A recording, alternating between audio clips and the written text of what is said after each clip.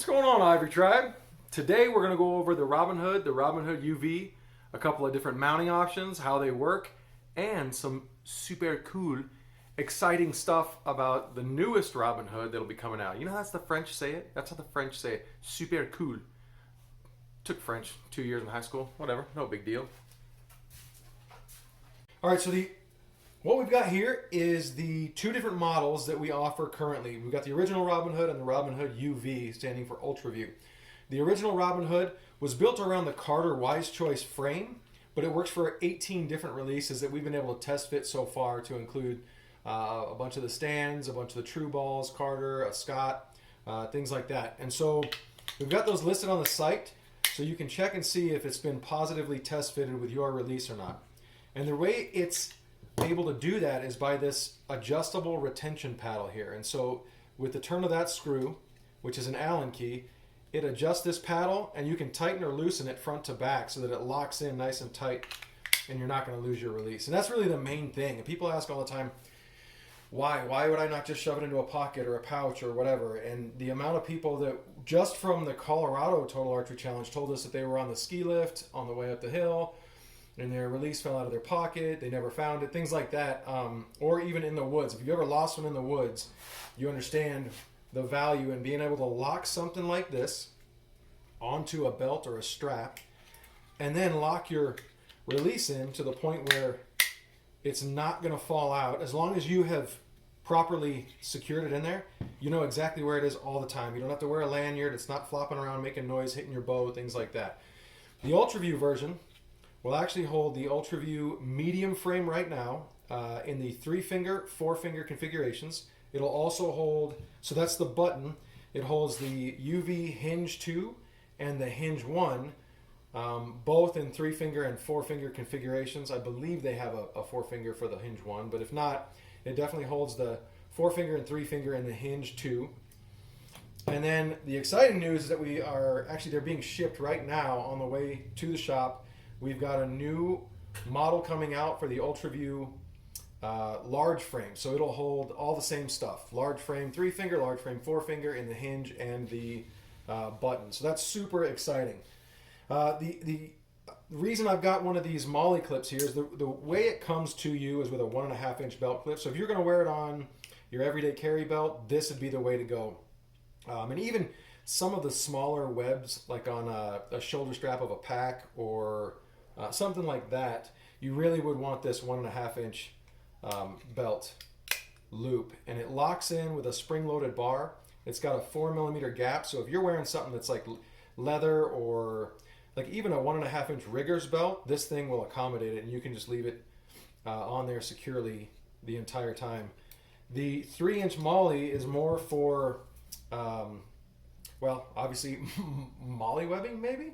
So works really well on Molly. This one is a version that's got 2 tabs that you just depress and it unlocks like that, as opposed to having to use, on some of the other clips we've used, a knife or some sort of an implement to try and disengage it. So this thing you want for any kind of Molly webbing, although the newer anyway, laser cut Molly webbing works really well with either one of these. You can use the 1.5-inch clip or these to secure it. If you do happen to have some standard, like military style Molly webbing on the bottom of your bino harness, like I think Marsupial still uses just a standard 3 rows of Molly or PALS webbing, this is the ticket for that. I think Kifaru is the same. They've got the same style of like just regular 3-layer, 3-inch loop Molly webbing, and so for that, you'd want this. For anything that's like laser cut, like on the XOK4 pack, they've got a shoulder strap that's laser cut. You could use this as well. It'll work really well. But if you were going to try and kind of do double duty, if you were going to run it on an everyday carry belt or the laser cut Molly or something to that effect, you would be able to get kind of a double duty out of this clip. So, all right, this is very likely how I'm going to run mine this coming year. This is the Ultra View Hinge. Well, the Hinge 2. I'm going to be running the button for sure. But because I keep my wind checker on this side and my rangefinder on this side, I've got this cool MOLLE panel on the bottom that FHF has put there, and a bunch of other makers have it too, but with that laser cut MOLLE panel where I can run this just on the bottom, and it's a super easily accessible spot to put this thing to where, number one, it's kind of out of the way. It's sitting under the bino pack, obviously, so it's not getting hung up on trees and stuff like that, but man, it's so easy to put on and off of there and then access it nice and quick. Lock it in so you're not going to lose it, and you can actually obviously be really quiet with it. I've also got the option of running it on, this is the EXO K4, so this is their newest pack system, and so this one's got a laser cut MOLLE panel like we talked about before. You can easily put it on there. If you wanted to run it on the hip belt, it'll secure on there, and that will, like I said earlier, will work perfectly with either the 1.5 inch clip or the 3 inch MOLLE. It just locks it down. It's a little bit more, it's got a little less play in it. Obviously, you've got a little play with the 1.5, but with that 3, it spans the entire web, and so it's not going to move at all. So you can either do it there, or they have got, well, you can see I've got my InReach sitting here, but here's the opposite side of it. So you could run it with that MOLLE clip right up there and then lock that guy down, and it is not going to go anywhere. So yeah, tons of options depending on which clip you use. Tons of ability to put it on pretty well everything.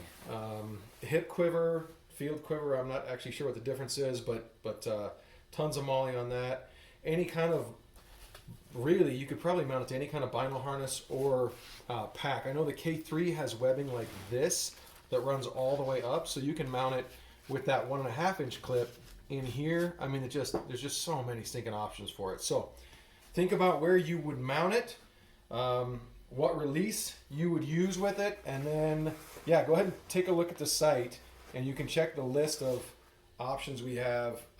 Again, as of now, 18 different releases fit in the Robin Hood 1, and then the UltraView will run 6 different configurations of their releases. So that's where we are. Type your comments, questions, anything like that you might have that I might have missed, and I will do my best to get back to you. Thanks so much for watching, guys. Appreciate it. I forgot to mention the website. I just said go to the site, like everyone in the world knows what the site is. Check it out at ivoryholsters.com, see if we make it for your model, and then proceed from there. So, thanks.